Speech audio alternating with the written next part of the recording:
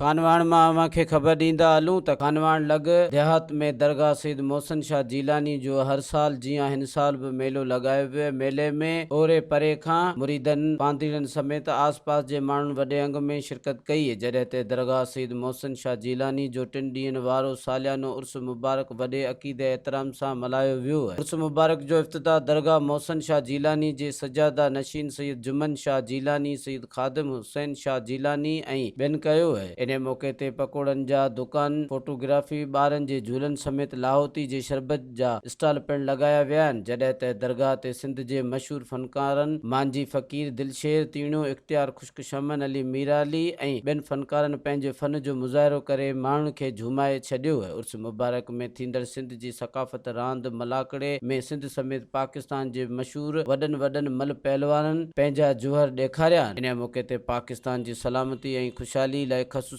दुआ घुरी वई है। अस्सलाम वालेकुम, दिस इज़ फरजाना बाहर। सूमरा वॉलपेपर दुकान कासमाबाद में खुली वियो आहे। ओहो ज़बरदस्त। अॼुकल्ह त हर माण्हू ई चाहे थो त असां पंहिंजे घर जूं दीवारियूं तमामु ख़ूबसूरत बणायूं। इन करे ई कासमाबाद में सूमरा वॉलपेपर दुकान खुली वियो आहे।